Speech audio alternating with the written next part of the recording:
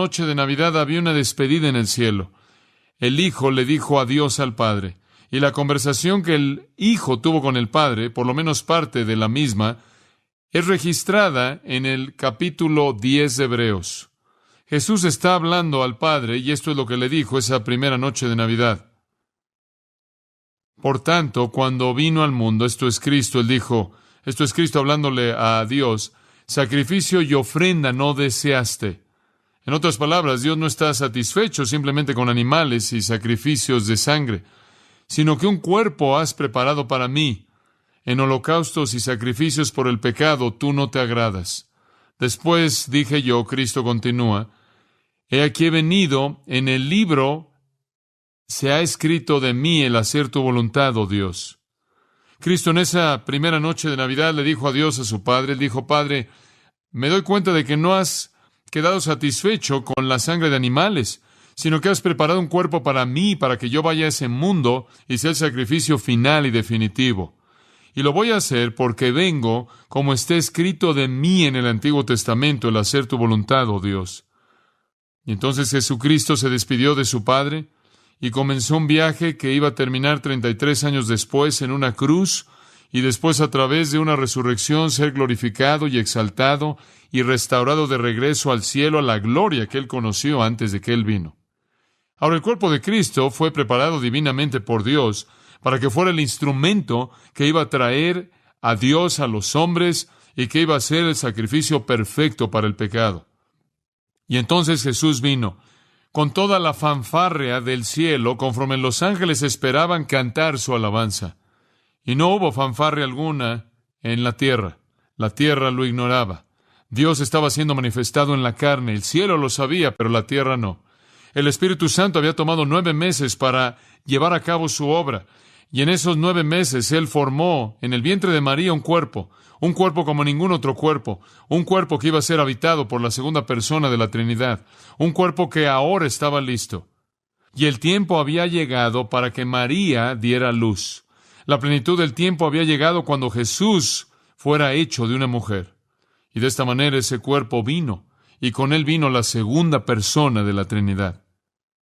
Y en cada temporada de Navidad todos nos detenemos y más bien de una manera ignorante reconocemos el nacimiento de Cristo. E inclusive quizás hay personas que reconocen el hecho de que Él era Dios a un grado u otro.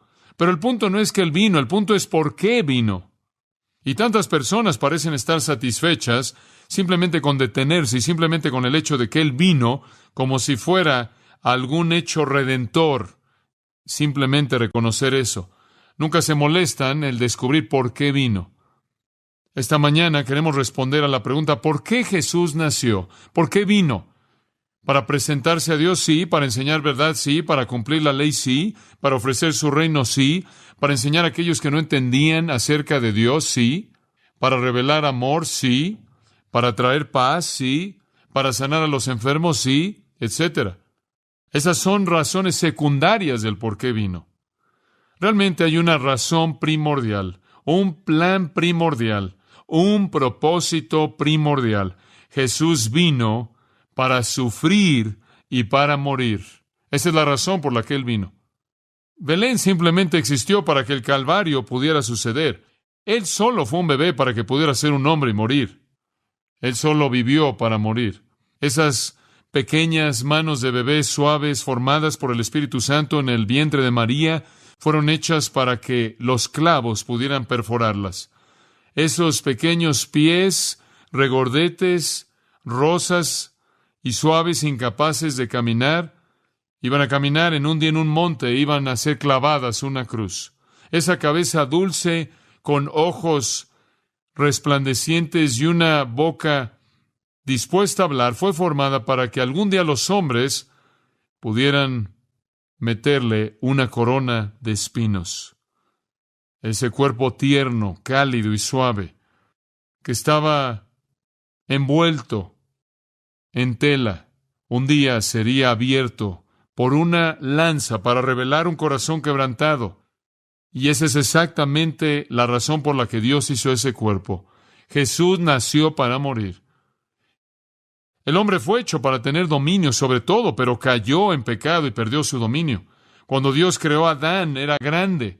Todo era grandioso, todo iba a ser grandioso, y después el hombre cayó y él perdió su posición como rey. El hombre debía ser un rey, pero el hombre no lo es. El hombre es un esclavo, débil, esclavo a su pecado, ignorante, y en esa situación vino Jesús. Y Jesús llegó a esa situación. Él se despidió del Padre. Los ángeles que esperaban con gran expectativa finalmente irrumpieron en alabanza y adoración. Inclusive los pastores en los campos los oyeron. Y debido a que Él vino a sufrir y Él vino a morir. Y esto fue porque Él vino a sufrir y vino a morir. Para hacer del hombre lo que el hombre nunca podía hacer sin Él. Para hacer del hombre el rey de la tierra. Él murió para recrear a los hombres y hacerlos una criatura que Dios siempre quiso que fueran. Él murió para hacer del hombre lo que el hombre debía ser, pero sin Él nunca podía llegar a ser. Ahora, nuestro texto tiene que ver con la venida de Cristo y su muerte. Y quiero que veamos en él 5 cosas que Jesús fue porque Él murió. 5 cosas que Jesús fue debido a que Él murió. En primer lugar, Él fue nuestro sustituto. En segundo lugar, Él fue el capitán de nuestra salvación. En tercer lugar, nuestro santificador. En cuarto lugar, el conquistador de Satanás. En quinto lugar, nuestro sumo sacerdote compasivo. Todas estas 5 cosas fueron las metas de Jesucristo. Él vino a ser nuestro sustituto. Él vino a ser el capitán de nuestra salvación. Él vino a ser nuestro santificador. Él vino a ser el que conquistó a Satanás. Él vino a ser nuestro sumo sacerdote compasivo. Él no pudo haber sido ninguna de esas si Él no hubiera muerto. Y de esta manera Él nació para morir. Veamos en primer lugar que Él vino para ser nuestro sustituto. Versículo 9. Pero vemos a aquel que fue hecho un poco menor que los ángeles, a Jesús. Allí hay una referencia al tiempo. Él fue hecho poco menor a los ángeles. Y esto fue hecho por un tiempo. Un poco. Poco aquí podría ser una referencia a tiempo. Y así es aquí. Él fue hecho por un poco de tiempo menor que los ángeles. ¿Por qué razón? Es indicado por qué cosa. A causa del padecimiento de la muerte. Coronado de gloria y de honra. Para que por la gracia de Dios gustase la muerte por todos. Ahora, ahí está la primera y más grande razón por la que Jesús vino. Él vino a morir. Él vino a morir por todo hombre. En otras palabras, Él vino como sustituto. En el Antiguo Testamento dijo Ezequiel, citando Ezequiel, el alma que pecare esa morirá. Pablo dijo, la paga del pecado es muerte. Ahora, el pecado, en virtud de la justicia de Dios, es castigado por la muerte. Si yo entonces peco, yo moriré. Si yo llevo mi propio castigo, yo moriré físicamente, espiritual y eternamente, y soy sentenciado al infierno eterno sin Dios. Y Dios vio este mundo y Él vio a hombres. Él vio a hombres que iban a morir debido al pecado. Y Él dijo, debido a su amor, yo no voy a permitir que todos los hombres mueran en su pecado. Voy a enviar a alguien más para llevar su castigo, para morir su muerte. Y de esta manera Jesús vino. Él vino para ser mi sustituto, y cuando Él fue clavado en la cruz, Él murió por mí y Él murió por usted. Él murió mi muerte, Él pagó mi castigo. Como puede ver, esa es la única alternativa que Dios tenía. O Él lo castiga a usted por su pecado y a mí por mi pecado, y eso es castigo eterno en el infierno. O de otra manera, Él sustituye a alguien más en nuestro lugar y pagan por nuestro castigo. Y eso es exactamente lo que Jesús vino a hacer para ser nuestro sustituto. La segunda persona exaltada de la Trinidad, el Hijo de Dios divino, Dios en carne se humilló a sí mismo, vino a la tierra para morir mi muerte, para proveer para mí un escape del infierno eterno. Aquel que no pecó se volvió pecado. El vivo murió, el perfecto se volvió el castigado. Y no porque Él lo merecía, sino porque yo lo merecía y Él fue mi sustituto. Ahora quiero que observen este versículo, que hay 5 cláusulas que detallan su muerte sustitutiva y quiero que las vea. La primera cláusula dice que Jesús fue hecho un poco menor que los ángeles. Esa es una verdad fantástica. Jesucristo, por toda la eternidad pasada y toda la eternidad presente y toda la eternidad futura, no fue y no es y nunca será de nuevo menor que los ángeles. Él es, por su esencia misma, como Dios, más alto que los ángeles. En el versículo 5 del capítulo 1 de Hebreos, en el versículo 4 del capítulo 1 de Hebreos, dice, hecho tanto superior a los ángeles cuanto heredó más excelente nombre que ellos. Cristo, por naturaleza, era mejor que los ángeles. Y esto es probado por la actitud de Dios hacia Cristo en el versículo 5. Porque ¿a cuál de los ángeles dijo Dios jamás, mi hijo eres tú, yo te he engendrado hoy? Y de nuevo, y otra vez, yo seré a él padre y él me será a mí hijo. Dios nunca le dijo eso a ninguno de los ángeles. Dios le dijo eso a su Hijo Jesucristo, quien era mejor que los ángeles. En el versículo 6, y de nuevo, y otra vez cuando introduce al primogénito en el mundo, dice, adórenle todos los ángeles de Dios. Él es mejor que los ángeles. Él dice en el versículo 7 que los ángeles son ministros. Pero versículo 8, mas del Hijo dice, tu trono, Dios, por el siglo del siglo. Cetro de equidad es el cetro de tu reino. Y en el versículo 13, pues ¿a cuál de los ángeles dijo Dios jamás siéntate a mi diestra hasta que ponga a tus enemigos por estrado de tus pies? A ningún ángel. Dios nunca le dijo eso a ningún ángel. Jesucristo es mejor que los ángeles por su naturaleza misma. Él es Dios. Pero por un poco de tiempo, versículo 9, capítulo 2, Él se volvió menor que los ángeles. Creador de ángeles, la cabeza de los ángeles, el Señor de los ejércitos. Aquel quien antes de su encarnación había sido adorado por ángeles, por un poco de tiempo se volvió un poco menor que los ángeles, por nuestra causa. Hombres pecadores, rebeldes, viles, impíos, que no querían a Dios y no conocían a Dios. Y por nuestra causa Cristo se volvió un poco menor que los ángeles. Como puede ver, el hombre no podía ganar el dominio que él perdió por sí mismo, y Jesús tuvo que venir al nivel del hombre, al nivel pecaminoso, para recoger al hombre, levantarlo y llevarlo a su nivel. Y entonces Jesús, por un poco de tiempo, fue hecho un poco menor que los ángeles. La segunda declaración que quiero que vean en este versículo nos dice algo más acerca de su sustitución. Dice, a causa del padecimiento de la muerte. Ahora, la palabra a causa es día y es usada en muchos diferentes casos y en muchas maneras diferentes en el griego. Aquí puede significar a través de o por. Y yo la tomo como significando que, y se leería de esta manera. Este es el significado primordial. Jesús fue hecho un poco menor que los ángeles a través del sufrimiento de la muerte, o por el sufrimiento de la muerte. En otras palabras, la prueba más grande de que Cristo era un poco menor que los ángeles fue que Él murió. Ahora, es verdad que Él fue hecho un poco menor que los ángeles para morir. También es verdad que Él fue hecho un poco menor que los ángeles, y eso es mostrado porque Él murió. Di aquí lleva el peso de debido a, o por qué. Ahora, ¿qué quieres decir con eso? Simplemente esto. Jesús hizo algo que ningún ángel jamás podrá ser capaz de hacer. Jesús vino a esta tierra para hacer algo que los ángeles no pueden hacer. Jesús vino a morir, los ángeles no pueden morir. Eso está reservado para los mortales. Y cuando Jesús murió, Él probó, sin lugar a dudas, que Él, de hecho, por un poco de tiempo, fue hecho un poco menor que los ángeles.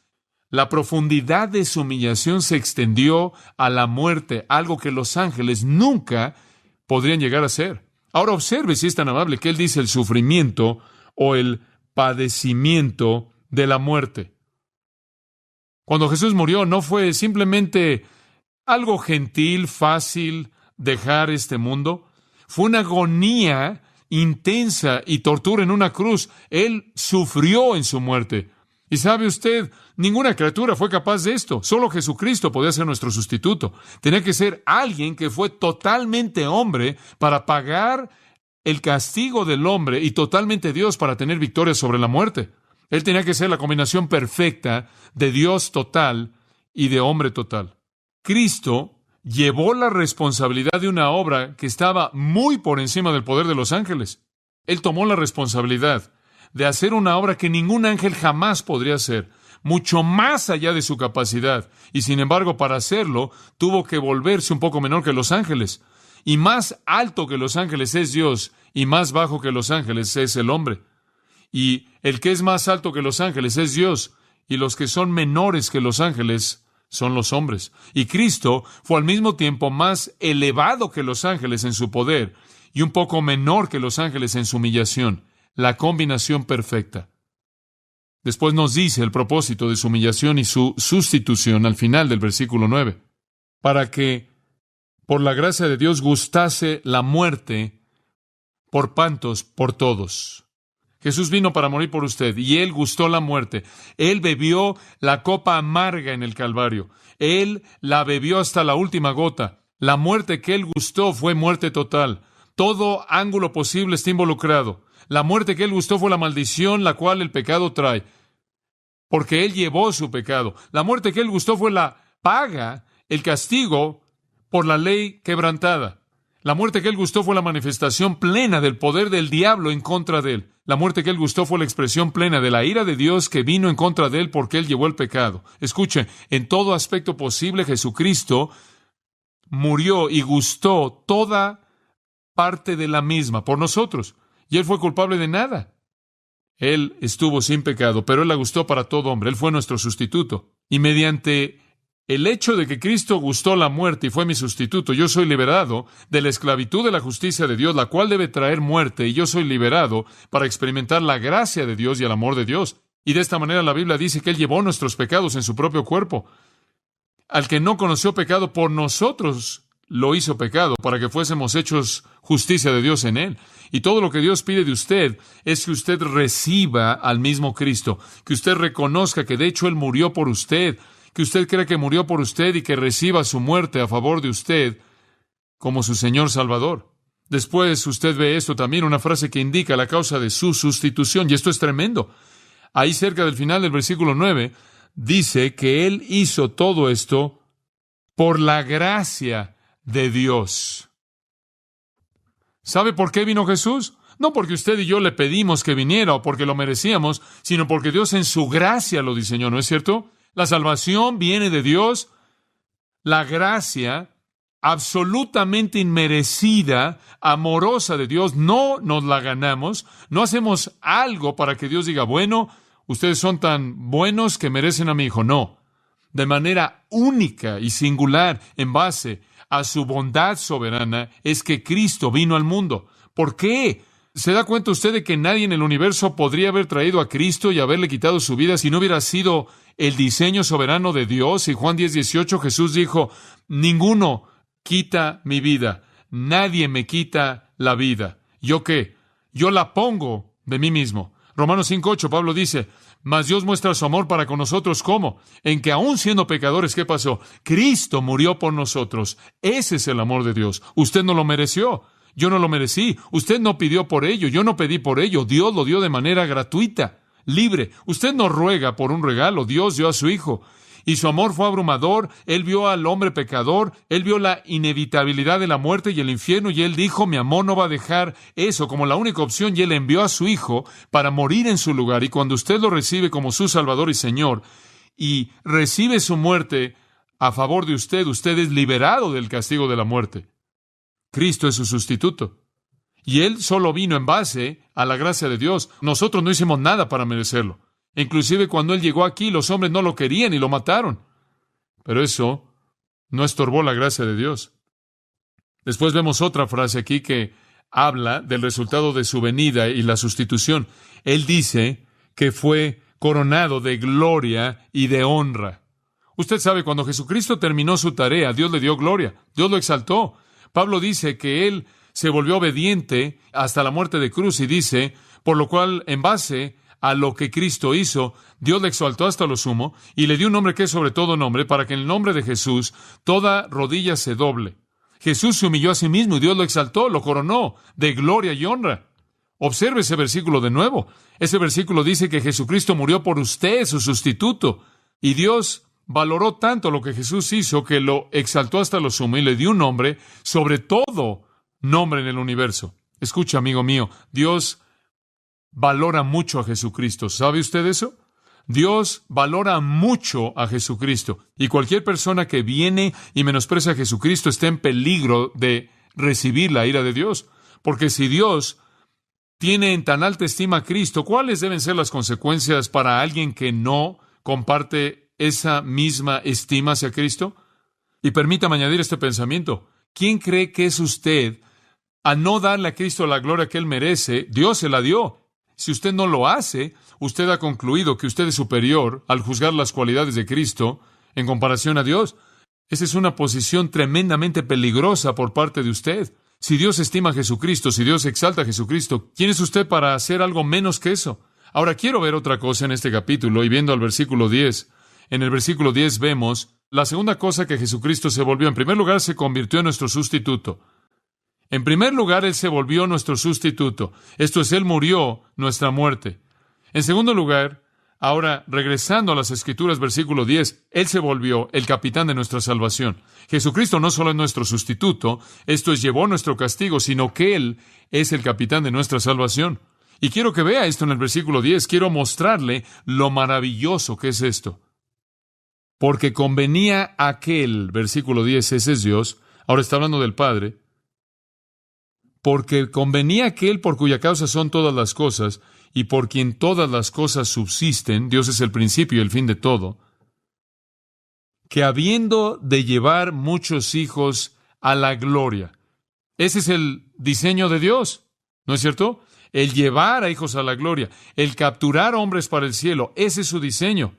Y al hacerlo, perfeccionase por aflicciones al autor de la salvación de ellos. Ahora Jesús se volvió nuestro capitán de salvación en su muerte. Ahora quiero que vea la palabra autor. Aquí se puede traducir capitán, es la palabra arquegos. La palabra arquegos significa pionero, significa líder, significa autor, significa el que abre la brecha. Arquegos se traduce de manera incidental en Hebreos 12:1. Puestos los ojos en Jesús, el autor, usted sabe, de nuestra fe, ese es arquegos, significa cualquier persona que comienza algo y otros lo siguen. Podría ser alguien que comienza una familia en la que otros nacen. Podría ser alguien que funda una ciudad en la que otros vienen a vivir. Podría ser alguien que abre una brecha que otros siguen. Cualquier persona que comienza algo y guía es un arquegos. Y aquí el escritor de Hebreos está diciendo que Jesucristo es el que abre la brecha de manera perfecta, el que abre el camino a la gloria para que Dios, a hacer que alguien, quien es perfecto, abra la brecha, pueda congregar a sus hijos para que puedan seguir a su capitán a la gloria.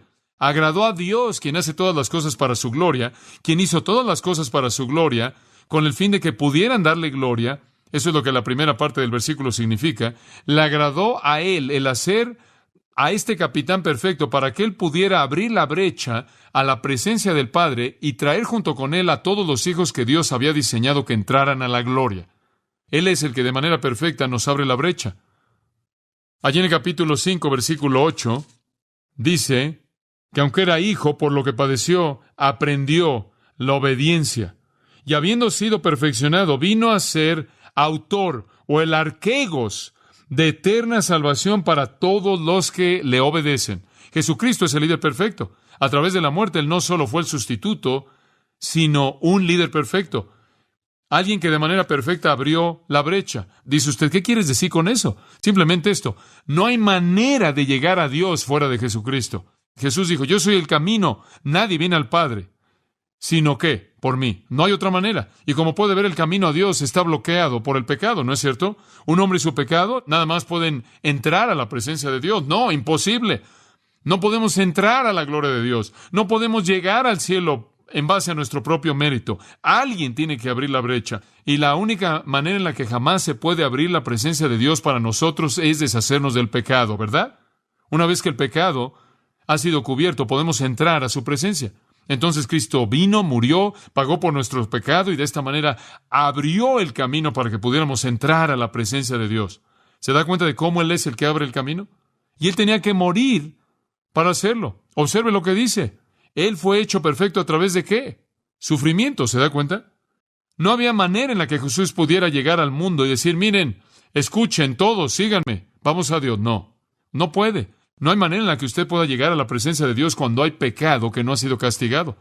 Y como puede ver, esa es la razón por la que Él tuvo que sufrir para ser el líder perfecto. Él no podía llevarnos a Dios a menos de que hubiera pagado el precio del pecado a través de su sufrimiento, y Él se volvió el arquegos perfecto, el pionero perfecto, el líder perfecto, el que abrió de manera perfecta el camino, y solo al morir por nosotros Él podía abrir el camino, y Él lo abrió de manera amplia, para que muchos hijos pudieran llegar a la gloria al seguir a Jesucristo, quien pagó por el pecado. ¿Sabe una cosa? ¿Se da cuenta de que en 3 horas en esa cruz, en 3 horas Jesús pagó el castigo por el pecado que va a llevar a todas las almas de todas las edades y eternidad? ¿Y ellos todavía no habrían podido pagarlo? ¿Sabía eso? ¿Sabía usted que la gente va a pasar la eternidad en el infierno? Gente impía, gente sin Cristo, una eternidad en el infierno pagando el pago del pecado. ¿Sabe que Jesucristo congregó una eternidad de castigo y la pagó en su totalidad en 3 horas y salió caminando como un Salvador resucitado? Ahora eso es poder, amigo mío, eso es poder. La cruz fue una obra maestra y Dios presentó una solución para el problema que ninguna capacidad humana de inteligencia podía jamás responder. El problema de cómo Dios comunica gracia y misericordia a un pueblo pecaminoso.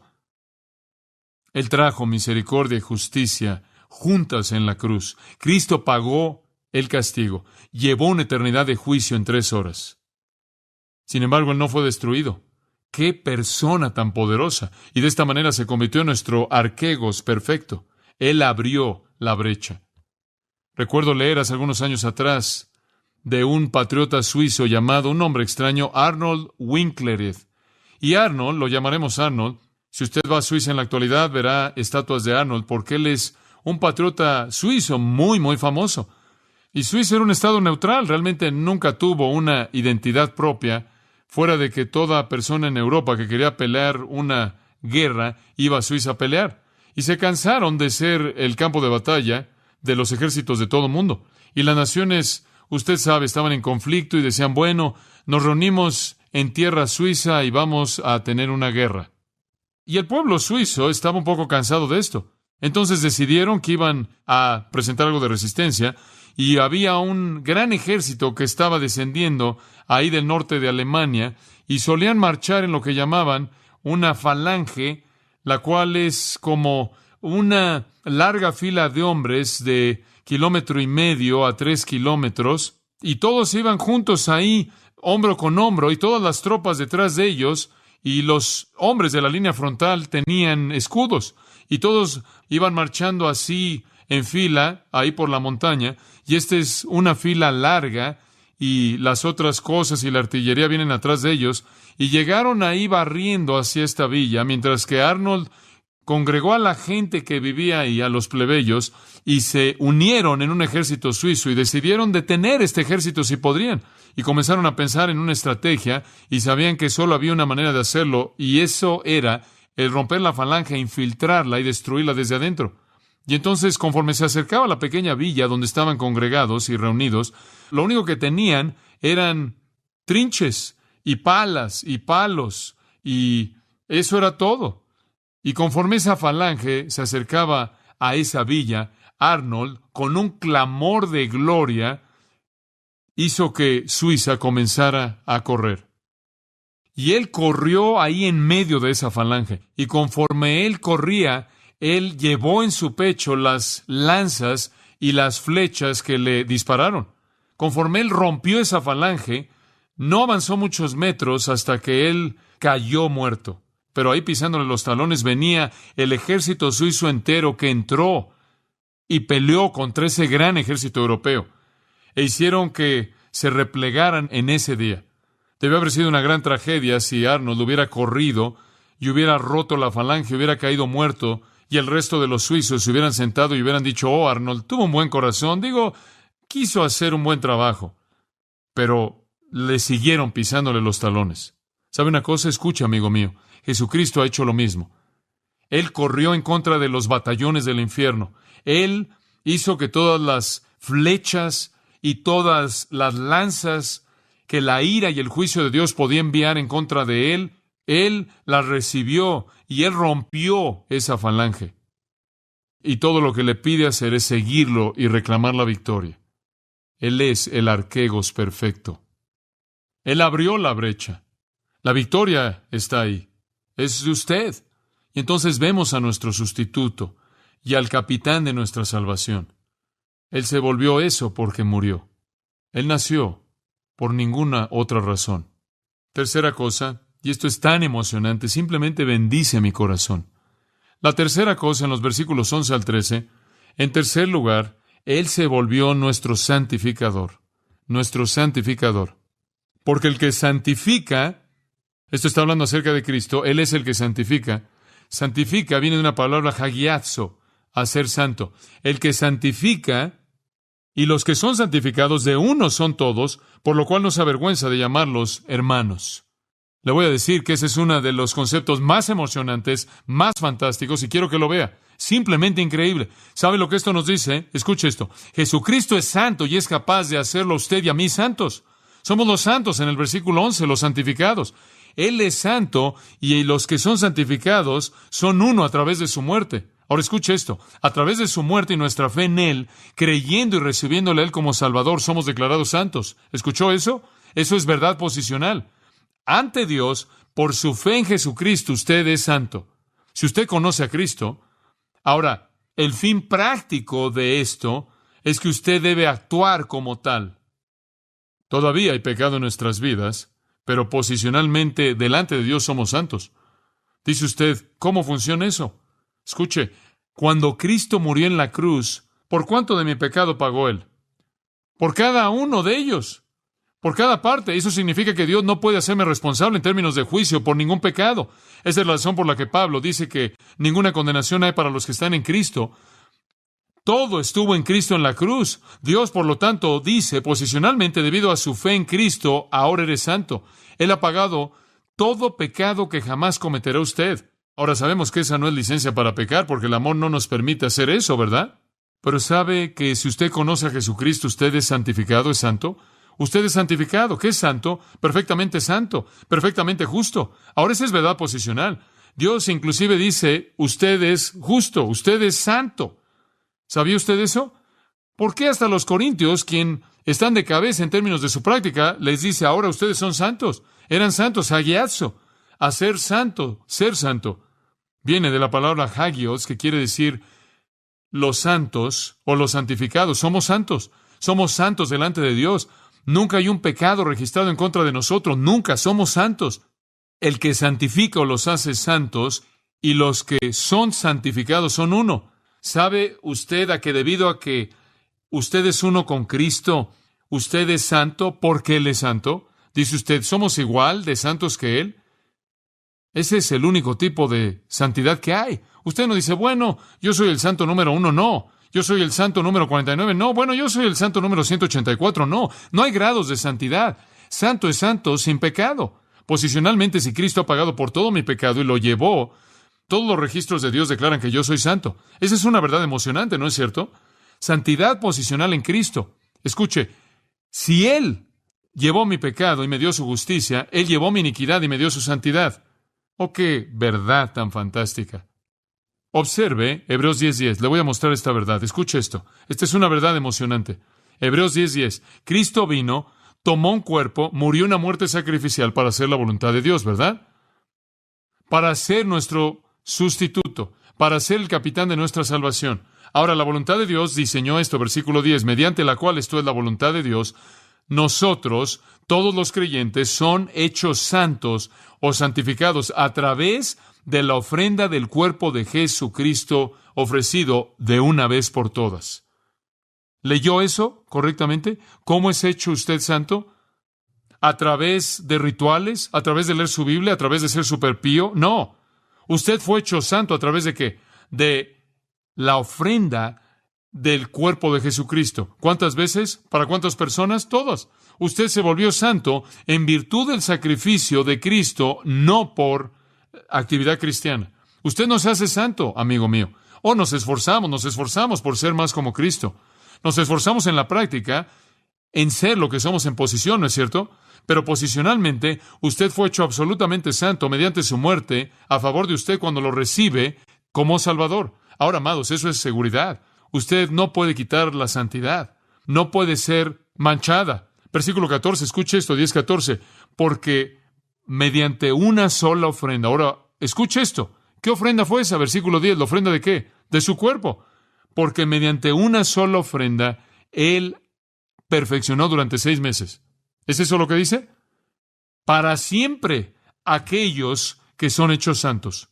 Escuche, si usted jamás ha sido hecho santo, usted ha sido hecho santo para siempre. No crea que una vez que usted ha recibido la santidad imputada de Jesucristo, hay algo en este universo que podría quitarlo. No hay. No lo hay. Usted ha sido hecho perfeccionado para siempre a través de la ofrenda de su cuerpo, y si usted pudiera perderlo, entonces Jesús no lo hizo bien. Escuche, Él lo hizo a usted posicionalmente santo con el mismo tipo de santidad que Él conoce. Solo hay un tipo. ¡Qué verdad tan tremenda! ¿Le ayuda eso a usted a entender quién es usted en Cristo? Y después me encanta esto. Esto me bendice. Tan santo es usted que Jesús no se avergüenza de llamarlo ¿qué? Hermano. Hombre, pensé en eso, no podía creerlo. ¿Quieres decir que Jesús, de hecho, se acercó y me abrazó y dijo, John MacArthur, no me avergüenzo de llamarte hermano mío? Y yo comencé a pensar en eso y me cautivó porque quiero ser muy honesto con usted. En toda mi vida he estado más avergonzado de Jesucristo de lo que me gustaría reconocer. ¿Alguna vez se ha avergonzado usted de Él? Yo sí. ¿Y sabe una cosa? No tengo nada de qué avergonzarme. ¿Por qué debería avergonzarme de Jesucristo? Sin embargo, me avergüenzo de Él. ¿Sabe una cosa? Él tiene toda razón de estar avergonzado de mí. ¿No es cierto? Todo. Digo, yo fallo. Usted sabe, Él nunca se avergüenza de mí. Nunca. ¿Sabe por qué? Porque posicionalmente soy santo y Él dice, hermano. ¿Sabe usted que no hay jerarquía entre los hermanos? No hay jerarquía en ese versículo, sí. Hermanos. ¿Sabe una cosa? Usted es uno con Cristo, la misma santidad. Su justicia es suya, su santidad es suya y mía. ¡Oh, qué pensamiento tan fantástico! Somos uno. ¿No es eso por lo que oró? ¿Se acuerda en el huerto? Él dijo, Padre, oro porque sean uno, así como nosotros somos uno, yo en ti, tú en mí, nosotros en ellos. Su oración fue respondida. Me acuerdo después de su resurrección, María Magdalena vino y quería tocarlo. Él dijo, no, me toques. Me encanta esto, Juan 20, versículo 17. Él dijo, no me toques todavía, no he ascendido a mi Padre y tu Padre, a tu Dios y mi Dios. Dice usted, ¿por qué es eso tan importante? Simplemente esto. Él trazó un paralelo entre una mujer, quien era una prostituta profesional, y sí mismo, diciendo, ambos compartimos al mismo Dios, al mismo Padre, somos hermanos. Eso es impresionante. Eso es algo impresionante. Ese es el tipo de santidad que Jesucristo le imputa al que cree en Él. Y le voy a decir algo, eso emociona mi corazón. El apóstol Pablo habla de esto en Romanos, ¿no es cierto? Fuimos crucificados con Cristo, morimos con Él, resucitamos con Él. Identificación absoluta con Jesucristo. ¿Puedo decirle algo más? Todos los hombres no son hermanos. Algunos hombres son hijos de Dios. Y Dios dice que algunos hombres son hijos del diablo. Todos los hombres no son hermanos. ¿Y puedo añadir algo más? Todos los hombres no son hermanos con Cristo, solo aquellos que son hijos del mismo Padre. Aquellos que reciben a Jesucristo se convierten en hermanos de Cristo. ¡Oh, qué pensamiento tan emocionante! Una gracia tan grande que me llame hermano sin vergüenza. Hombre, cuando oigo verdad así, le digo, me avergüenza. Creo que es la verdad más emocionante en toda la Biblia, esa verdad posicional que continuamente me dice quién soy en Cristo, porque tarde o temprano usted comience a actuar como quién es usted. Después, en los versículos 12 y 13, el escritor de Hebreos toma dos pasajes del Antiguo Testamento que profetizaban que Cristo nos llamaría su hermano. Salmo 22, versículo 22. Él cita el Salmo 22. Esto no es nada nuevo. Salmo 22. Cristo le habla al Padre y dice esto. Anunciaré a mis hermanos tu nombre. Esta es verdad del Antiguo Testamento. El Mesías iba a llamar a los hombres sus hermanos. En medio de la congregación te alabaré. En otras palabras, voy a estar en medio de otras personas, voy a ser uno de ellos y los voy a llamar hermanos. Esa es una profecía del Antiguo Testamento, no es nada nuevo. Y a los líderes judíos, él quiso explicarles que esto no era nada nuevo. Después, en el versículo 13, él cita Isaías capítulo 8, donde Cristo vuelve a hablar y dice, y otra vez yo confiaré en Él. Y de nuevo, he aquí, yo y los hijos que Dios me dio. ¿Ve usted cómo se identifica con otros creyentes? ¿Se da cuenta? Juntos vamos a confiar en Dios, dice Él. Voy a encargarme de los hermanos que me des. Esa es verdad del Antiguo Testamento. Cristo nos llama hermano y no se avergüenza. Que Dios me ayude a actuar como lo que soy. Y entonces el Cristo de Dios, eterno, la segunda persona de la Trinidad, el arquego santo sin pecado, aquel a quien los ángeles adoraron, se volvió un poco menor que los ángeles para sufrir y morir, para ser mi sustituto, para ser aquel que abrió la brecha para que yo fuera al cielo y a la gloria de Dios. E inclusive se inclinó para llamarme hermano, hijo de Dios, coheredero, y lo hizo sin vergüenza. Porque Él me hizo santo en su propia santidad. ¿Puede usted resistir ese tipo de amor? Yo no puedo. Entonces nuestro sustituto, el capitán de nuestra salvación, nuestro santificador, y rápidamente, versículo 14, el que conquistó a Satanás. Así que por cuanto los hijos participaron de carne y sangre, esto es, los hijos que vimos en el versículo 18, nosotros creyentes seres humanos, participamos de sangre y carne, somos carnales seres humanos. Él también participó de lo mismo. Él se volvió lo que somos para destruir por medio de la muerte al que tenía el imperio de la muerte, esto es, el diablo. Ahora, la autoridad que Satanás tiene sobre los hombres es la muerte. Satanás sabe que la paga del pecado es muerte, y si él puede mantener a un hombre viviendo en pecado hasta que él muera, lo tiene para siempre. Y el gran poder de Satanás es la muerte, y alguien tenía que destruir ese poder. Alguien tenía que despedazar la muerte. Satanás sabía que si él podía aferrarse, y todavía sabe que si él puede aferrarse a los hombres hasta que mueran, Dios no puede salvarlos, porque Dios diseñó que la salvación fuera durante la vida de un hombre, no después. Y entonces Satanás usa el poder de la muerte, se esfuerza por atrapar a los hombres y mantener a los hombres alejados de Dios hasta que mueran, y entonces Dios no puede tocarlos. Esa es la autoridad de Satanás sobre los hombres. No podían escapar la muerte, no podían escapar la paga inevitable del pecado. Satanás lo sabía. Y si Satanás tan solo puede mantener a los hombres ahí, Dios no puede llegar a ellos. Ahora alguien tenía que quebrantar este poder y tenía que ser un hombre. Algún hombre tenía que conquistar la muerte, destruir el arma de Satanás. Y eso es exactamente lo que Jesús hizo.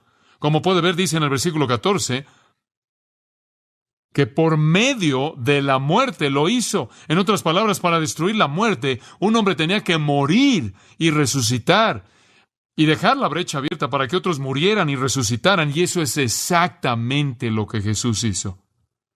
Él salió de esa tumba, Él explotó de esas cadenas de la muerte y después Él dijo, porque yo vivo, que vosotros también viviréis. Escucha, amigo mío, Jesús murió y resucitó y de esta manera destruyó el poder de Satanás de la muerte y Él dejó abierto el camino para usted. Él se volvió un hombre para morir como hombre y tener la victoria de un hombre sobre la tumba. Pero Él tenía que ser Dios al mismo tiempo para tener esa victoria. Él despedazó el poder de la muerte. Y entonces decimos, ¿dónde está, oh muerte, tu aguijón? ¿Dónde está, oh sepulcro, tu victoria? No hay victoria en la muerte. La muerte simplemente es pasar de este mundo a la presencia de Dios para aquellos que lo aman. La muerte ni siquiera la experimentamos, porque Cristo la destruyó. Él vino a morir para destruir la muerte para que usted pudiera vivir. En último lugar, Él fue nuestro sustituto, el capitán de nuestra salvación, nuestro santificador, el que conquistó a Satanás, y nuestro sumo sacerdote compasivo. Versículo 16. Porque ciertamente no socorrió a los ángeles, sino que socorrió a la descendencia de Abraham. Él no se volvió un ángel para morir por los ángeles. No hay salvación para los ángeles. Él se volvió un judío, la simiente de Abraham, un ser humano, para que Él pudiera identificarse con otros hombres y morir por ellos. Él no vino a redimir ángeles, Él vino a redimir hombres. Versículo 17.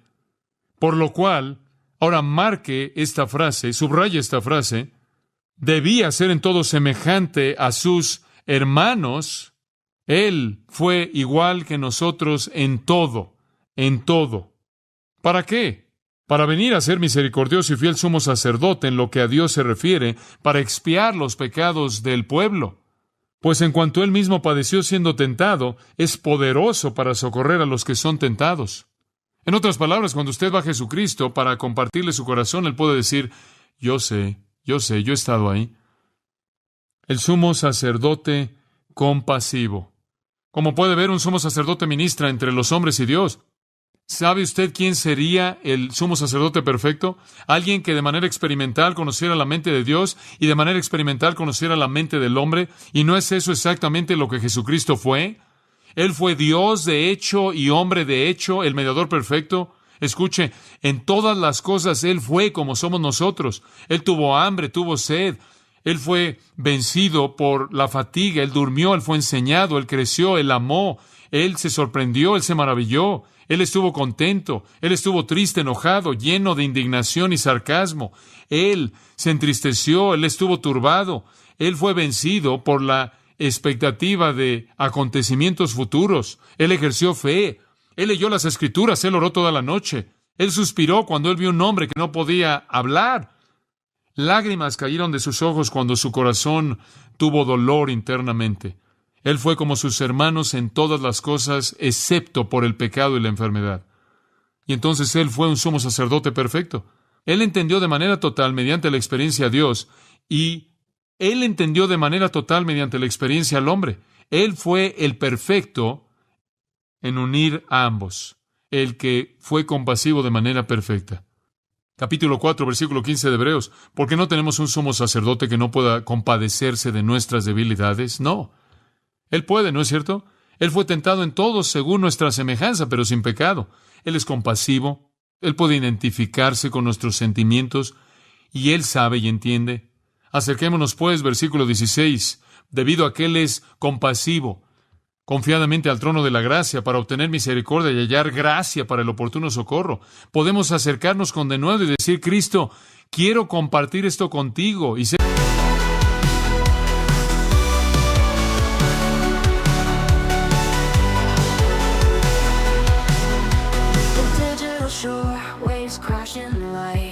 Lost in the glow, a spectral flight.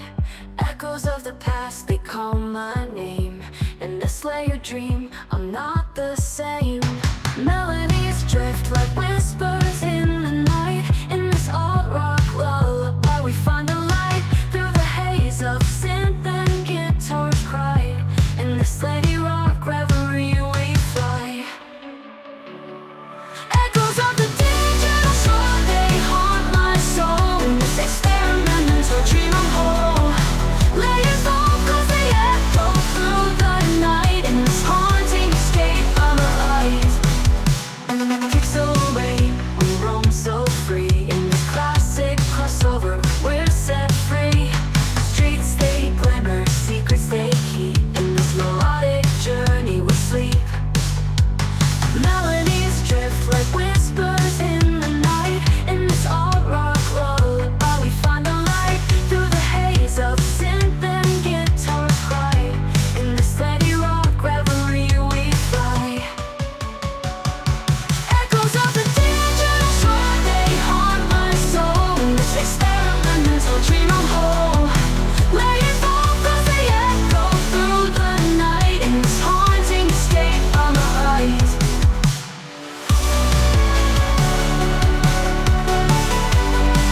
I'm alive.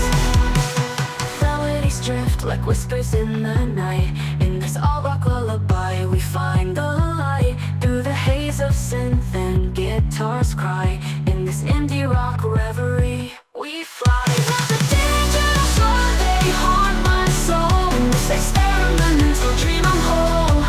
Layers fall 'cause they echo through the night. In this haunting escape, I'm alive. I'm alive. I'm alive. In the depths of the neon sun, we find our way, we're not undone. In the echoes of the layered heart, we start again from the very start. I'm alive.